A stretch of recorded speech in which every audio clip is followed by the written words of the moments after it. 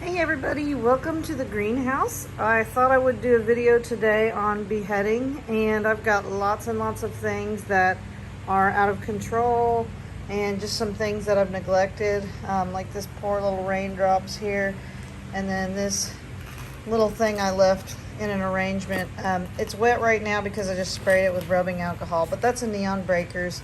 And then this super tall Echeveria Etna. I'm also going to show you some things that I've got outside the greenhouse that I need to behead. So let me go ahead and find those, and I will show you what else I plan to behead besides these guys. Oh, and one more thing. I had a Echeveria black Opal, and apparently I left it outside when it rained a whole bunch, and the bottom rotted, so I actually already cut off this top part a little while ago, and it's been sitting in here, and so you can see it's already got roots, so I need to plant that. And anyway, let's go to the other ones. So here's a bunch of stuff that I've had outside, and if you've seen my other videos, you knew that I brought a lot of these out here because I was treating them for powdery mildew, but they've now been out here several months, and most of them are doing really well. But as you can see, I've got lots of things that have gotten really tall, like that cubic frost right there. Some things that have just kind of grown out and sideways. A lot of these are gibifloras that I got from Dick Bright.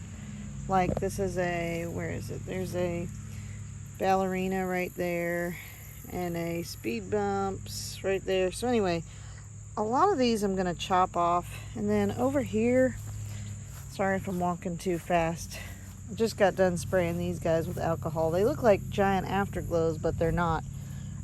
This is one of them, but as you can see, this one right here has gotten super tall, so I'm gonna cut that one off.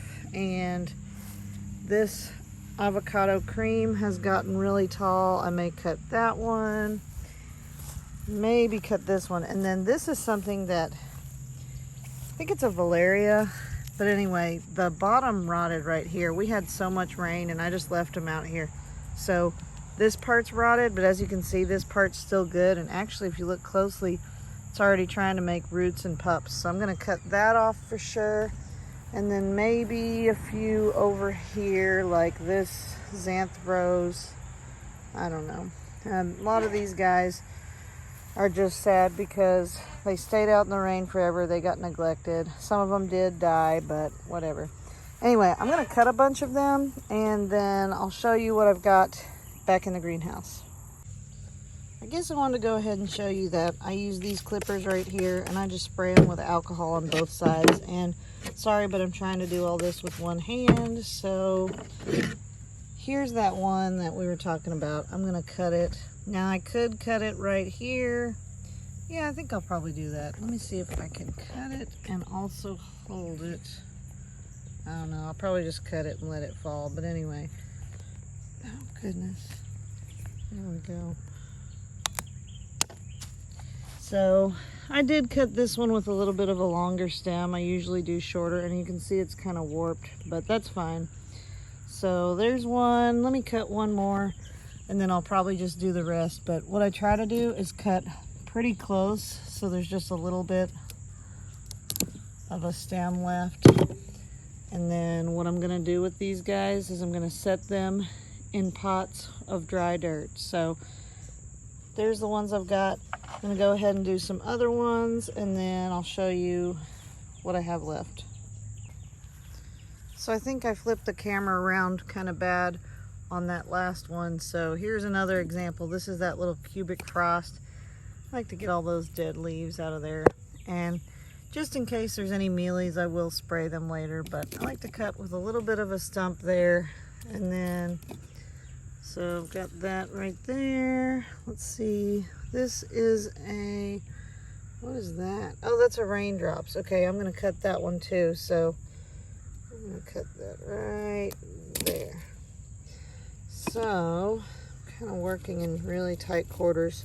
I'm gonna get one of those things that you put around your neck so that you can film. That is a piece of perlite right there. But anyway, as you can see, once you get all the dead leaves away, there's a little bit of a stump. So, gosh, anyway, let's go ahead. I'll cut some more, and I'll meet you back in the greenhouse finally this time. Okay, I am back in the greenhouse, and these are the ones I cut from out there. I don't know what this is. The label got washed away, and it looks terrible because, like I said, these were the ones that I treated for powdery mildew, and this is kind of what's left over on some of them. This is that avocado cream. It's going to have some scarring. A lot of these do have scarring, but that's going to be... they're going to grow out of that because the new growth looks great, and that's what we really want to look at anyway, is the new growth.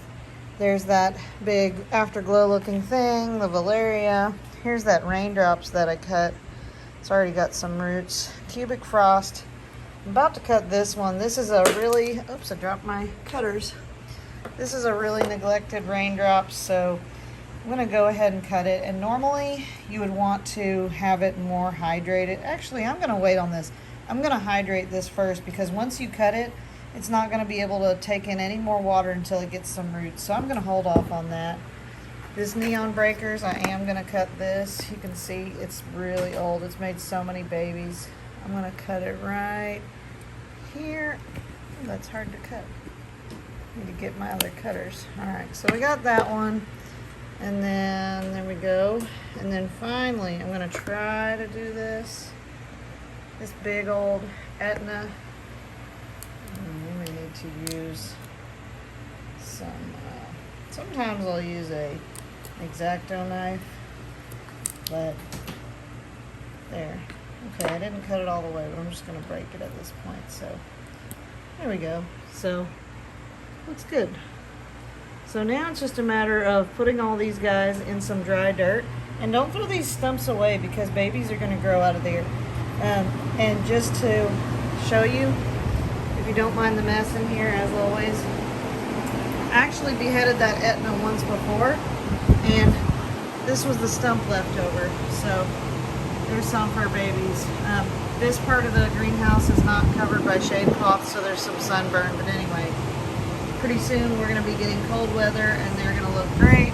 And if you look, the new growth looks wonderful, so I'm not worried. Anyway, I'm going to let you go, and I'm going to put those in the dry dirt and show you what I've got after that. Okay, everybody, I have my pots all ready, and those are for the bigger ones, and then these are for my smaller guys. I've got everybody cut and all lined up, and I thought I'd go ahead and show you this real quick before I put them in there. Now, all this is dry dirt. I make my own soil mixture. If you want to know how I do it or what I put in it, I have a whole video on how I do it, but essentially, I use some sort of potting soil, perlite, sometimes turfus, chicken grit.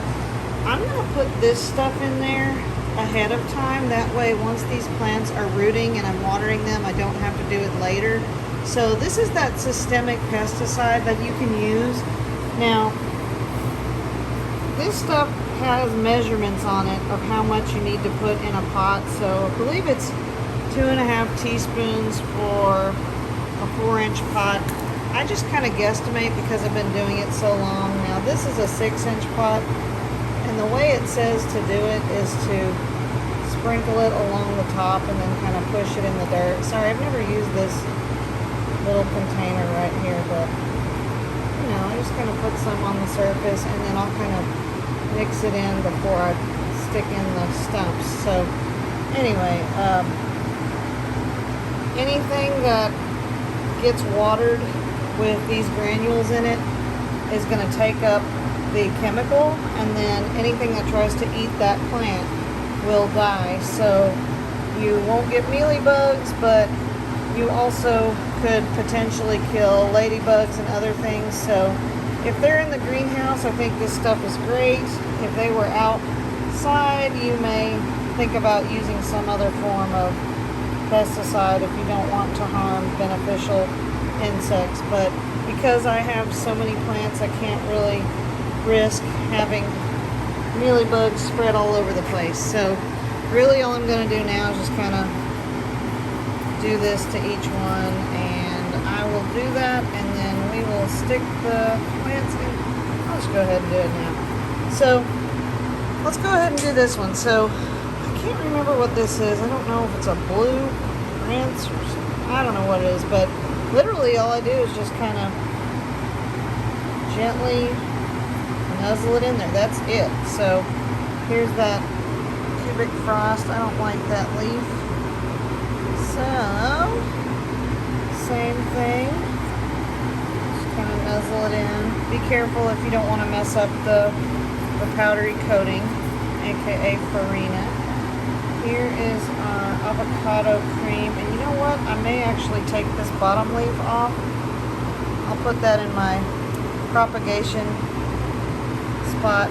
That way I have a nice stem to stick in there. Looks good.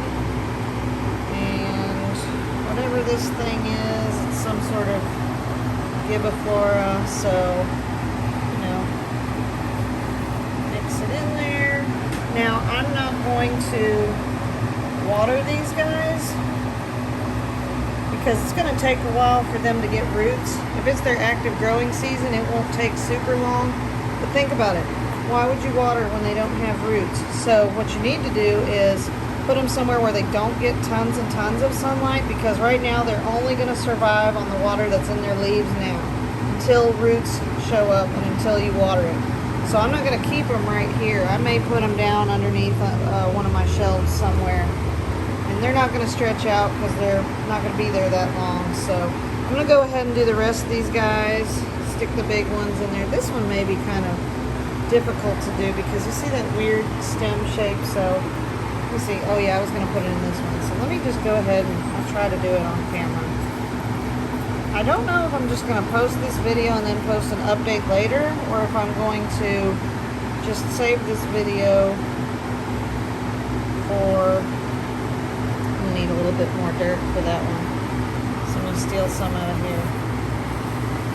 Anyway, I may save the video and then only post it after I can show you the roots, but I don't know what I want to do yet. You have a choice. You can either put it in like this, or you can kind of put it in more sideways so this is pointed more up. I'm having a hard time doing that, especially with only one hand. So here's my, I'll do one more and then I'm going to get off of here, but here's my neon breakers. Just stick that in there. And anyway, so that's what I'm going to do. I'm going to do them with the big ones too in these larger pots after I mix everything up and add some more dirt. So I'll show you the finished product in just a second. Okay, so this is my final product. So I've got all my guys in there. There's that black opal. I kind of had to twist that a little bit. There's my neon breakers, some sort of gibiflora, raindrops, blue thing, cubic frost, avocado cream, valeria, my Etna, and that afterglow looking thing. But you know, like I said, all I did was cut them, nuzzle them into the dry dirt, and I did add my systemic granules. That way when they do need to be watered, it'll already be in there. And now I'm going to put them somewhere where they don't get tons of sunlight, like maybe just indirect, kind of under my shelves or something. It does get a little bit of sunlight under there, but not much. And probably in a week I'll pick them up and check them, and if they have some roots I can give them some water, and if it doesn't then I'll check them again in another week, and I'll just keep doing that. And I do think I'm going to just go ahead and upload this video. So after this clip I'm going to do my giveaway for the Korean succulent that I talked about in my last one. So anyway, let's go ahead and do that, and then we'll make it a video. See you soon.